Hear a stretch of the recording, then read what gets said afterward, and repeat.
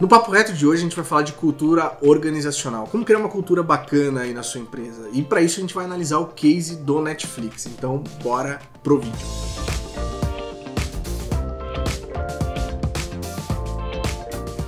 A primeira coisa que você precisa entender quando a gente fala de cultura é que você tem que esquecer tudo aquilo que você viu de cultura nos anos 90, até anos 2000 e até hoje tem algumas empresas, que são aqueles adjetivos de negócio, ética, transparência, qualidade. Porque isso nunca foi cultura, isso nunca foi valor. Isso foi só conversa pra boi dormir. Porque isso é obrigação, né? As empresas têm obrigação de ter transparência, de ter ética, de fazer as coisas com qualidade. Então, esquece isso. Cultura é outra parada. Cultura é o que você é, a sua alma. É um desafio que tá hoje permeando várias empresas de todos os tamanhos. Então, se você quer construir uma cultura bacana na sua empresa, eu já vou te dar a letra. Escreve o que você é de verdade, o que a sua empresa é de verdade, como vocês agem, o que vocês acreditam. Bota isso no papel, essa é a sua cultura de verdade. Se você lê e não achar legal, achar que puta, não curtiu, aí você trabalha as suas atitudes, trabalha o que você faz, que aí a sua cultura vai se transformar.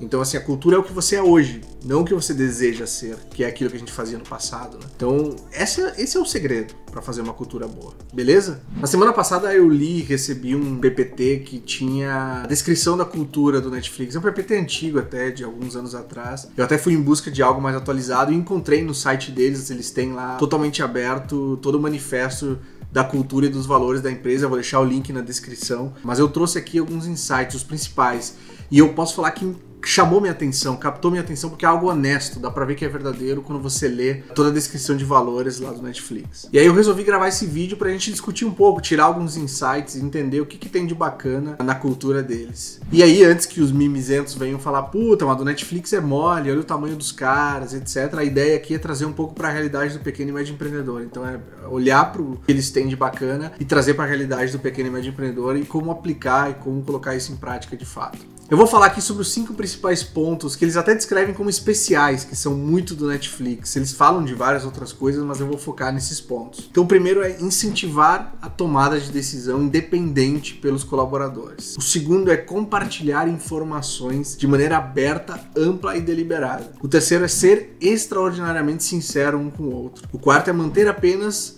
o pessoal altamente eficaz. E o quinto é evitar regras. Então esses são os 5 valores essenciais, especiais lá do Netflix. E vamos falar um pouquinho de cada um deles. O primeiro, que é incentivar a tomada de decisão por parte dos colaboradores, significa dar o poder de decisão para as pessoas que trabalham com você. E aí, para isso, a resposta é uma só. Você precisa de gente boa. Não dá para terceirizar a decisão para gente ruim, gente mediana. Você precisa de gente boa.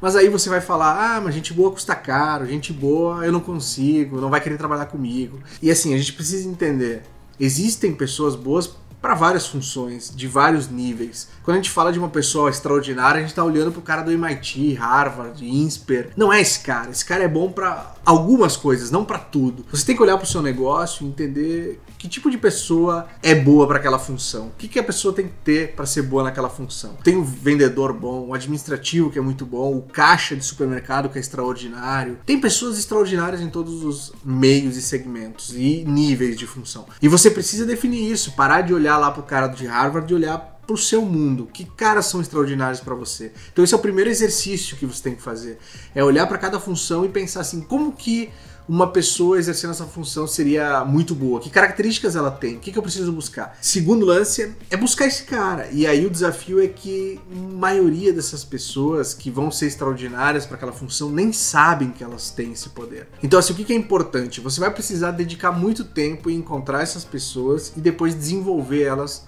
dentro da sua empresa. E faz muito sentido você dedicar muito tempo para essas pessoas, né? Para a busca dessas pessoas e para o desenvolvimento dessas pessoas. Porque olha quão importantes elas vão ser para o seu negócio. Você vai deixar que elas tomem decisões, que elas decidam diariamente, estrategicamente, até no tático, para onde o seu negócio vai, o que você vai fazer ou não.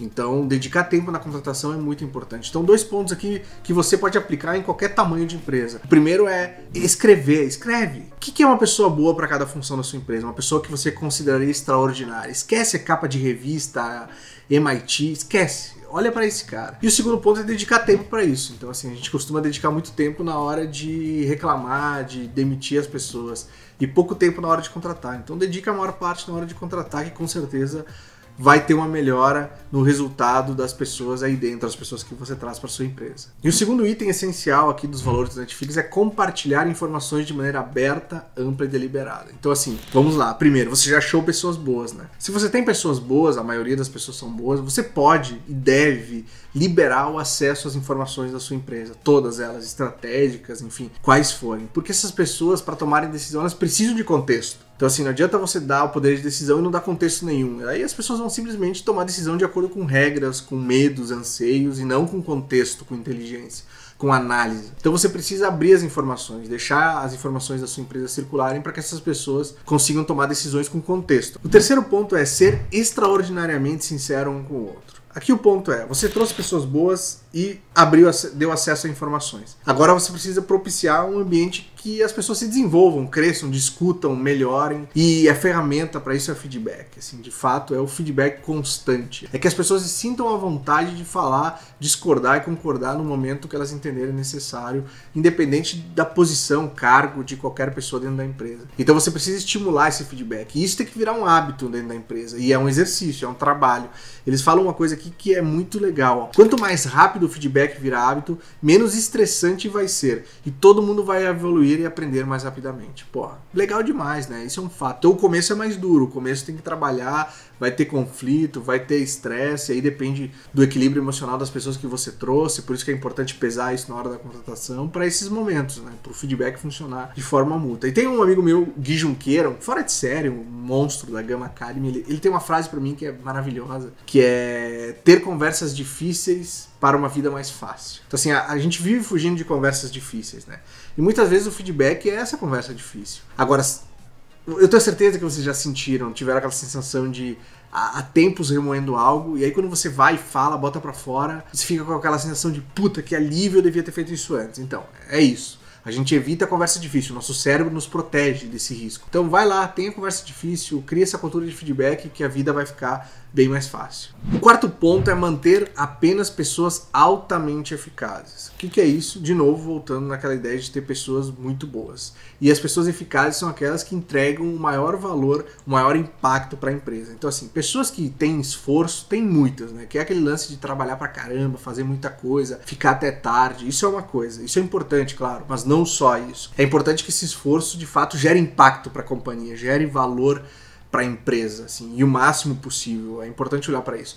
E o Netflix tem uma tática legal também de avaliação de pessoas, que é, eles perguntam frequentemente para os gestores, para os líderes, os capitães, se essa pessoa que está no seu time quisesse ir embora, você defenderia, você lutaria para que ela ficasse? Então as pessoas em que o gestor fala assim, puta, eu faria qualquer coisa, eu lutaria, eu entenderia, elas acabam ficando, elas estão no perfil que o Netflix considera de altamente eficaz. E quando o gestor titubeia ali, fala, puta, não sei e tal, eles já entendem que essa pessoa não vai ter futuro lá dentro e fazem lá um acordo para a pessoa sair da companhia. Lembra um pouco do Jack Welch, né, da regra do 80-20, lá do ABC, manter só 70% da empresa top e os 10% tirar. É um pouco disso misturado com um lado mais humanizado, de fato. Mas é legal, que dois legados se juntaram e criaram essa tese muito bacana lá do Netflix. Ah, e legal também lembrar que o funcionário, o colaborador também pode fazer isso. Então assim, ele também pode perguntar para o gestor dele se o gestor dele lutaria por ele se ele quisesse sair. E isso é um feedback que é importantíssimo, porque ele consegue saber se ele tá bem ou não na companhia, ali, nos critérios da companhia. Então, eu acho que essa troca mútua é muito bacana e deve funcionar muito bem. Tem um ponto que eu acho extremamente importante. Talvez esse item seja o mais legal, esse quarto, né, de manter pessoas boas. Quando você tem um time talentoso e você mantém esse time lá, essa é a maior fonte de inspiração que você pode ter para as pessoas na sua empresa. Por mais que a sua empresa seja super legal, seja um propósito bacana, o dia a dia, o que inspira são as outras pessoas que trabalham. Então, assim, trabalhar num time foda, num time do sonho, precisa ter pessoas boas. E isso vai inspirar os outros. Cada um vai querer crescer, se provar, aprender um com o outro. Então, assim, se você quer ter uma empresa que inspire, inspiradora, tenha pessoas boas, que esse ponto também vai estar super bem resolvido. E o quinto ponto, e simples, mas não menos importante, é evitar regra. E quando a gente fala de evitar regra, tem vários pontos de vista para isso, mas o principal aqui é o seguinte. Quando a gente está falando de liberdade para pessoas, de autonomia, sem dúvida a gente esbarra naquele ponto de, beleza, quando a empresa é pequena, tranquilo fazer isso, mas e quando crescer? For para 300, 200, 500, 1000, 2000 funcionários, e aí? Perdeu o controle, não consigo mais ter olho no olho e tal. Fato, a gente tem um problema que quanto mais a empresa vai crescendo, ela fica mais próxima do caos em relação à autonomia e liberdade. Desde que você não encha de regras e procedimentos a sua empresa. Por quê? Se você encher de regras e procedimentos, você vai criar pessoas que seguem o operacional, que não questionam o status quo. Quanto mais regras, menos pessoas vão desafiar, porque elas vão saber que aquilo não vai adiantar, não vai mudar. E você vai acabar, obviamente, recompensando quem segue regras. E aí quem não segue as regras, quem quer questionar, quer melhorar, quer inovar, não vai falar nada e vai embora da empresa. Então você vai perder os talentos. Então as regras, além de tudo, elas tiram os talentos da sua empresa. E aí, sem dúvida alguma, você vai ter menos autonomia, porque com menos talentos, menos autonomia, mais operacional, e você vai ter uma empresa burocratizada, uma empresa que pode até funcionar, funciona, é claro que funciona, várias empresas são assim. Só que nos momentos de mudança, como esse agora, parecido com o que a gente está agora na pandemia, você não fica ágil, você não tem velocidade, você não tem pessoas para mudar, e aí pode ser o fim da sua empresa. Pode acontecer um grande problema a partir disso, então por isso dessa importância. Então assim, o que é importante para crescer e manter essa cultura de autonomia? É ter pessoas boas no time e uma empresa simples, uma empresa que as pessoas tomem as decisões, que não tenha 1000 reuniões por dia para tomar decisões, comitês, não. Delegue, fique atento, tenha pessoas-chave dentro da companhia, mas mantenha simples, com processos simples e regras só porque é essencial, que é a parte ética, de segurança. Fora isso, as regras têm que ser flutuantes e elas têm que se adequar àquilo que a gente falou antes, de contexto, de julgamento, etc. E a empresa vai ficar, obviamente, muito mais leve e vai conseguir manter essa autonomia mesmo com milhares de funcionários. E aí, olha que legal isso, ó. Mais algumas frases que eu tirei do manifesto deles aqui, ó. Em geral, liberdade e recuperação rápida são melhores que evitar erros. Estamos em um negócio criativo, não em um negócio crítico de segurança. Nossa grande ameaça ao longo do tempo é a falta de inovação. Olha isso que maravilhoso. Então assim, por que não deixar ninguém errar nada? Obviamente, se a gente estivesse falando de aviação, um exemplo, de companhia aérea, que tem um puta de um safety, a primeira coisa que se fala é safety. Não dá pra cagar no safety, não dá pra errar. Aí eu concordo, as regras são muito importantes, elas têm que ser seguidas à risca. Agora, numa empresa que está tratando de inovação, de serviço, de um organismo vivo, as regras elas vão matar a sua inovação, o seu futuro. Elas não vão permitir com que você melhore. Então é muito melhor errar e melhorar rápido. Isso é maravilhoso, olha isso. Que conclusão maravilhosa. E pra fechar aqui, eu tenho um exemplo maravilhoso que mostra como não precisa ter regra pra tudo, né? As coisas funcionam mesmo sem regras, desde que você tenha as pessoas boas e você tenha o ciclo de informações. Que é, não temos uma política para roupas e ninguém vai trabalhar nu. Então, olha que maravilhoso. É um belo exemplo. Então, olha que massa esses 5 pilares do Netflix. E olha, todos eles dá pra praticar na sua empresa, independente do tamanho, qual for. Não vi nenhuma dificuldade aqui. São muito mais conceituais do que de infraestrutura, né? Você não precisa de grana. Você precisa só executar e ter paciência e ter o cuidado de fazer e colocar ele no ar. E você, me conta aí o que você achou. Assim, você concorda, discorda? Escreve aqui, vamos ter uma conversa, vamos falar sobre isso, desenvolver esse assunto, que é um assunto ultra pertinente. Aproveita também e se inscreve aqui no canal, habilita o sininho, curte esse vídeo para chegar em mais pessoas. Isso é muito importante aqui pra gente aqui no canal. E para fechar, eu queria deixar uma provocação que é, independente do seu tamanho, independente do seu negócio, buscar excelência no que você faz, inclusive na cultura, não vai te fazer mal nenhum, sem dúvida alguma, vai trazer só coisas boas. E é isso, gente, até semana que vem, um grande beijo, tchau!